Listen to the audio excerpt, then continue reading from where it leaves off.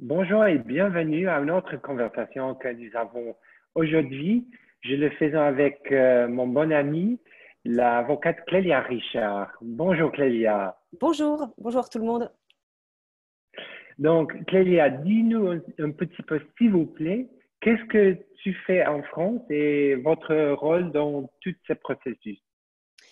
Oui, alors les avocats en France, nous accompagnons les parents d'intention français ou belges ou suisses, enfin francophones, pour tout au long du processus de GPA. Ça peut être évidemment avant la conclusion du contrat.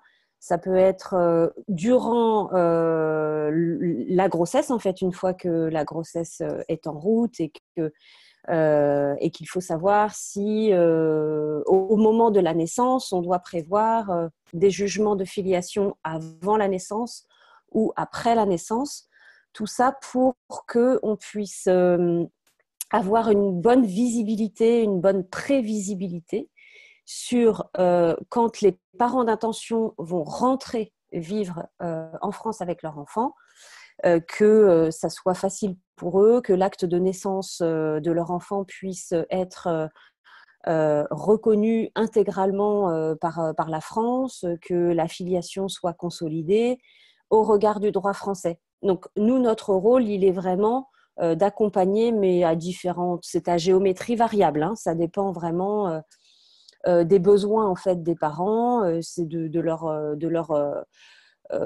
volonté d'avoir quelqu'un qui va les assister ou pas, enfin beaucoup ou pas beaucoup. Mais le point central, c'est que les parents d'intention comprennent bien, une fois que leur bébé est né, comment la filiation s'organise à l'égard des deux parents, que ça soit au regard du droit dans lequel l'État, enfin le bébé est né dans l'État des États-Unis, voilà, au niveau du droit local, comme on dit, et puis au regard du droit français.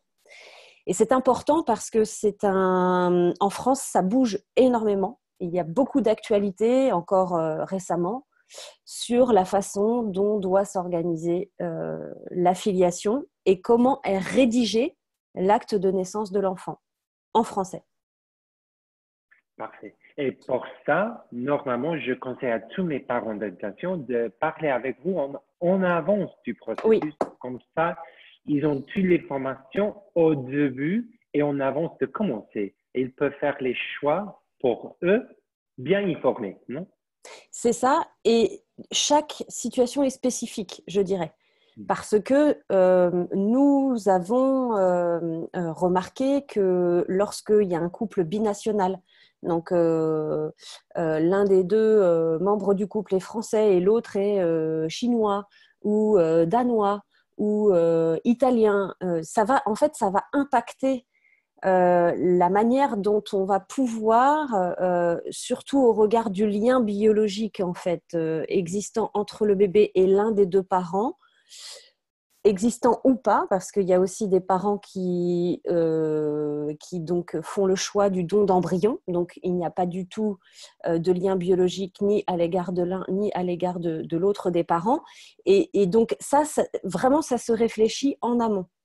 Et ce qui est assez intéressant, c'est que ça permet aussi pour les parents d'intention, je pense, de se projeter de manière plus fine, plus rassurante aussi dans leur projet, dans leur parentalité, dans leur situation personnelle. En fait, il y a une sorte comme ça de projection dans l'avenir et qui me paraît, moi, importante non seulement au niveau du droit, mais aussi au niveau de comment est-ce qu'on va construire ce projet de parentalité. Exact. Euh, en question, il y a une différence si les parents d'intention sont hétérosexuels ou des parents de couple de deux hommes ou de femmes, par exemple. Non. Au regard du droit français aujourd'hui, il n'y a pas de différence entre un couple hétérosexuel et un couple homosexuel qui va avoir un enfant au moyen de la gestation pour autrui. C'est encore malheureusement en France le problème de cette interdiction, hein, très forte de la gestation pour autrui sur le plan, sur le territoire national, qui impacte, je dirais, les questions de filiation ou les questions ensuite administratives autour de l'acte de naissance de l'enfant, parce que c'est ce qui finalement rend complexe la chose. Voilà, c'est ce qui complexifie la chose. Mais que les parents se rassurent également, lorsque le projet de gestation pour autrui est mené dans un pays qui a légalisé ce processus de gestation pour autrui qui est très clair dans sa législation, qui donne accès aux parents d'intention, qu'ils soient de même sexe ou hétérosexuels, à ces techniques de procréation médicalement assistée. Il n'y a aujourd'hui, pas depuis longtemps, hein, mais en France, c'est jugé, il n'y a pas de fraude à la loi, il n'y a pas de délit, on ne commet pas ni de crime ni de délit à partir du moment où ce projet est complètement légal et d'un accès libre en fait aux parents d'intention, enfin qu'ils rentrent dans les conditions légales. Il n'y a il n'y a vraiment plus d'appréhension à avoir de ce côté-là. Ça, c'est très important de l'intégrer parce que on voit bien que c'est difficile pour des parents d'intention d'aller à l'étranger pour concevoir leur bébé. On a bien vu là en plus en période de pandémie mondiale, on a des parents qui ont parfois été empêchés d'aller à la naissance de leur enfant. Ça met dans des situations très compliquées, très psychologiquement difficiles, et que ça soit pour les couples hétérosexuels, parce que les femmes, elles ont, pour certaines d'entre elles, eu des parcours très longs avec des fécondations in vitro, des transferts d'embryons pendant des années, parfois des pathologies, des maladies très graves, très lourdes, des cancers du col de l'utérus, des choses qui sont terriblement compliquées à vivre pour elles et pour leur couple. Hein. Et c'est pareil aussi pour les couples d'hommes. Ils peuvent être sur des parcours qui sont très longs, qui sont très compliqués. Ça met en chose plein d'émotions, plein de sentiments, Donc, quand on est obligé d'aller à l'étranger, c'est, j'allais dire, presque... c'est presque, il faut se cacher de ça. On s'excuse de faire un enfant par GPA aujourd'hui en France. On est un peu dans ses petits souliers parce que c'est interdit en France. Et moi, je voudrais passer ce message-là, c'est que le droit français, il est ce qu'il est. La France, elle est ce qu'elle est. On essaye de faire évoluer les choses. Voilà, et ça vient, il y a quand même des évolutions, mais il faut comprendre que la Cour de cassation, aujourd'hui, la Cour européenne des droits de l'homme aujourd'hui, dit que les bébés qui naissent à l'étranger par une gestation pour autrui, ils ont le droit d'être français, ils ont le droit d'avoir leur acte de naissance sur les registres français de l'état civil et ils ont le droit d'être reconnus dans leur filiation. Voilà. Et ça, c'est vraiment important. Hein? C'est hyper important. Il y aura toujours une sorte de condamnation morale de la part des tribunaux parce que c'est une pratique, la gestation pour autrui, qui est toujours aujourd'hui considérée comme étant une manière comment dirais-je, de maltraiter les femmes, hein, d'une certaine manière. Voilà. Mais ça, c'est une autre polémique que nous ne parlons pas. Ça, c'est une autre polémique, mais il faut, du coup, c'est pas comme ça tout chousse. Le droit est clair. Il y a quand même encore, malheureusement, je pense, besoin de l'assistance d'un avocat en France lorsqu'on revient avec son bébé. Et lorsque, même si aujourd'hui, parce que ça va peut-être être une de vos questions prochaines sur la transcription totale des actes de naissance, je pense qu'il faut quand même, dès le début du processus, comme vous le dites et comme vous le préconisez, il faut venir nous consulter, même pas longtemps, mais il faut venir parler avec nous. Et parler parce que Oui, comme ça, ils sauront en avant toutes les choses qu'ils doivent savoir. Non, c'est ça. savoir. Ouais, Exactement. ouais. Donc, une chose que vous avez dit, que je voudrais savoir, c'est aux États-Unis, comme vous avez dit, c'est légal, c'est connu, tout le monde c'est bien avec la gestation pour autrui. Donc, ils ont l'habilité de faire tout le processus juridique en avance de la naissance ou après la naissance avec Mhm, deux mhm, bébés. mhm. Ça, parce que je voudrais savoir si les parents ils font tout le processus en avance de la naissance de l'enfant, une pre-birth order. Il y a un impact légal en France ou ce n'est pas un problème si c'est fait en avance ou après la naissance? Alors, j'ai envie de répondre pour vraiment simplifier que aujourd'hui, avec qu'un pre-birth tout seul ou qu'un jugement postérieur à la naissance que j'appelle post-birth ou court order tout seul, ou qu'il y ait le pre-birth ou le post-birth, franchement, j'allais dire aujourd'hui, l'important, à mon avis, c'est d'avoir une décision de justice étrangère de filiation. Bien sûr, en France, on préfère les jugements postérieurs à la naissance. Okay. Parce que en France, dans le système de droit français, on ne peut pas rendre un jugement à l'égard d'une personne qui n'est pas née. Mais, à Paris notamment, les jugements pre-birth, les pre-birth orders, on arrive à les faire reconnaître par le juge français. Bon, voilà, donc aujourd'hui, on peut avoir qu'un pre-birth, il n'y a pas de problème. Oui, parfait. Parce qu'en effet, je crois qu'avec un pre-birth, vous avez le jugement, mais dans le jugement, il n'y a pas la date de naissance, il n'y a pas le lieu de naissance, etc. Donc, oui. En effet, ils ont à le changer après la naissance de tout cas, non? Donc, OK. Donc, ça pour moi, c'est une chose parce ça c'est une question qui me demande beaucoup les gens. Donc, merci beaucoup. OK. Une fois que les parents d'intention, ils ont l'enfant, ils se sont rentrés en France, qu'est-ce que c'est le processus ils doivent faire légalement avec vous et avec tous les corps, etc. Comment ça marche? Alors, jusqu'à la fin du mois d'avril, parce qu'il s'est passé des choses fin avril, la plupart du temps, les parents rentrent avec le passeport américain de l'enfant. Il y a le birth certificate donc, qu'on a avec soi. Hein, le birth certificate, il est apostillé, ça c'est important. Il est aussi traduit parce que les Français parlent très mal anglais, ne connaissent pas l'anglais les Français.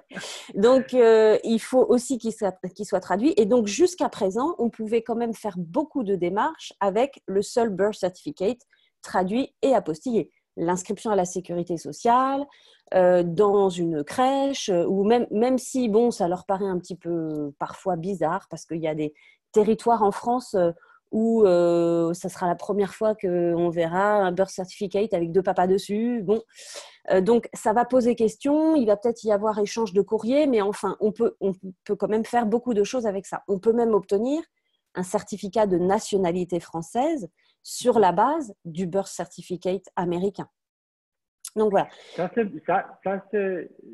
On peut le faire aux États-Unis ou il doit le faire en France? En général, on le fait en France parce que ce sont des démarches qui demandent un petit peu de temps. Il faut produire un acte de naissance français en copie originale qui date de moins de 3 mois. Enfin, des choses un petit peu comme ça qui demandent un petit peu de temps. Donc, et c'est vrai que jusqu'à présent, on disait aux parents d'intention, tout ce qui est côté français, revenez en France et puis on fera les démarches une fois que vous êtes revenus. Aujourd'hui, il y a eu un événement nouveau. Donc alors, c'est pas une loi, hein, c'est pas un décret, c'est une note diplomatique qui a été rédigé le 24 avril à l'intention de tous les consulats du monde. Donc, tous les services consulaires français dans le monde ont reçu des instructions par le ministère des Affaires étrangères français, donc l'administration centrale du ministère des Affaires étrangères français, et qui dit, bon, en fait, on va procéder aux transcriptions totales des actes de naissance des enfants, même s'ils sont issus d'une GPA, parce que jusqu'à présent, je simplifie, hein, mais donc jusqu'à présent, on pouvait faire des transcriptions, des demi-transcriptions à l'égard du parent biologique uniquement. Okay. Voilà. C'est-à-dire que le parent d'intention, jusqu'à présent, ne pouvait être inscrit sur l'acte de naissance français qu'à partir du moment où il y avait un jugement rendu en France, que ça soit l'adoption de l'enfant du conjoint ou que ça soit l'exéquature. Aujourd'hui, ça a changé, c'est-à-dire que, en théorie, les services consulaires devraient, et par exemple là, si vous avez, Richard, une naissance demain, le bébé français naît aux États-Unis, il naît américain, pas de problème. Il y a un contrat de gestation pour autrui, pas de problème. Vous allez au consulat demander la transcription intégrale de l'acte de naissance américain sur les registres français. Eh bien, on vous demande de produire le contrat de GPA si vous l'avez, le pre-birth order si vous l'avez, ou le jugement de filiation postérieur si vous l'avez, tout un tas de documents comme ça. Et logiquement, là, on devrait avoir un acte de naissance français qui existe avant même le retour des parents en France. Vous voyez ? Donc, et ça peut le faire avec les deux pères, par exemple? Oui. Ou seulement le biologique? Non, les deux pères. Les deux pères. Et ça c'est en France. Aux États-Unis, on avance de leur rentrer chez eux, Oui. en France. Voilà, c'est ça, exactement. C'est-à-dire que comme ils ont un petit peu de temps avant de reprendre l'avion pour regagner leur sweet home, eh bien, du coup, ils peuvent aller au service consulaire. Voilà, bon, s'il est ouvert, hein, service consulaire, s'il est ouvert. Et donc, du coup, à ce moment-là, pouvoir avoir une transcription totale de l'acte de naissance. Donc, ça, c'est nouveau. À l'heure où je vous parle, a priori, on a eu déjà des transcriptions totales sur des naissances, pas aux États-Unis, parce que les services sont perturbés actuellement à cause du Covid, mais dans d'autres pays. Alors, pour l'instant, ça se compte sur les doigts d'une main, mais on a manifestement cette note diplomatique qui a débloqué des choses au niveau des services consulaires. Alors, une fois qu'on a dit ça, c'est génial en fait ça, parce que d'abord, les conditions posées, c'est un petit peu ce que je vous disais tout à l'heure, Richard, c'est que les conditions posées, c'est qu'il faut que la GPA soit légale à l'endroit où naît l'enfant, en fait. Hein. Parce que si ce n'est pas le cas, si par exemple, je dis n'importe quoi, mais il y a un État qui n'ouvre pas, voilà, qui n'ouvre pas la GPA pour les couples de même sexe, si vous faites une GPA dans l'Indiana, enfin dans l'État en question, et que vous demandez la transcription totale, on va vous demander un certificat de coutume pour dire quel est le droit applicable et tout ça, et ils ne feront pas de transcription totale. Donc ça, c'est quand même une des conditions à savoir. D'autre part, alors là, c'est très subtil, mais c'est très français. C'est très français. Les Français, ils adorent la complexité, vous voyez ? C'est un truc… Moi, j'adore les Français. Hein. Non, mais ça nous perdra. Non, mais c'est ce qui nous rend beau, puis c'est ce qui nous rend tellement insupportable. Alors, c'est pas parce qu'on a les deux parents de noter sur la version française de l'acte de naissance que la filiation d'intention, donc le parent d'intention, celui qui n'a pas de lien biologique avec son enfant, il peut quand même voir sa filiation remise en question. C'est-à-dire qu'il faut comprendre que la transcription de l'acte de naissance étranger sur les registres français, c'est une mesure de publicité. C'est une simple photocopie. Ça ne veut pas dire ça veut pas dire que ça n'est pas contestable. D'accord ? Donc, voilà, donc nous, les avocats en France actuellement, moi, je parle à titre personnel, je dors pas très bien parce que je me dis que les parents d'intention qui font des longs parcours à l'étranger dans les conditions dont on a parlé tout à l'heure, ils en ont ras-le-bol et quand ils veulent rentrer en France, s'ils ont la transcription totale, ils seront contents de cette transcription totale et ils ne voudront pas faire autre chose et je les comprends. Mais euh, je pense que c'est notre responsabilité à nous, en tous les cas ma responsabilité à moi, de dire aux parents d'intention, mais si je les vois très en amont, on en parle de tout ça. Et puis le droit change très vite. Donc, ce qui m'intéresse, moi, c'est que le bébé, à l'égard de ses deux parents, soit sécure avec ses deux parents, pas que avec le parent biologique. Parce que le projet parental, il est à l'égal, biologie ou pas, on s'en fiche, quoi, quelque part. Il faut qu'il y ait la même force juridique du lien de filiation vis-à-vis des deux parents. Et la simple transcription ne le permet pas. Ce sont d'autres procédures en France qu'il faut faire, et qu'on fait actuellement, hein, du reste, voilà, et qui se font bien. Le droit français reconnaît cette possibilité-là. Donc, voilà, je reconnais hein, que c'est subtil, que c'est... Voilà, Mais c'est bien de le savoir en avance. Parce oui. que si nous avons les gens qui ils voyagent à le consulat, ils font la transcription, ils pensent qu'ils sont bien. Ils sont bien, mais 99%. Mais c'est le 1% qui a un problème.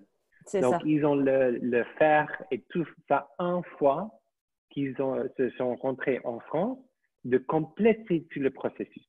C'est ça. Et en tous les cas, il faut qu'ils soient bien informés. Après, ils font leur choix, il n'y a aucun problème. Mais voilà, il faut comprendre, il faut savoir. Et c'est vrai que c'est complexe. Hein.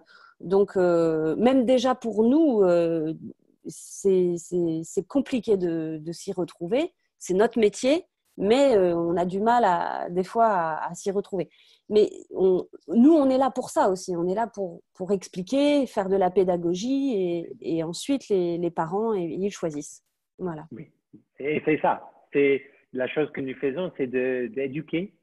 Et une fois éduqué et bien informé, il peut faire son choix. Exactement. Ça, c'est pour eux.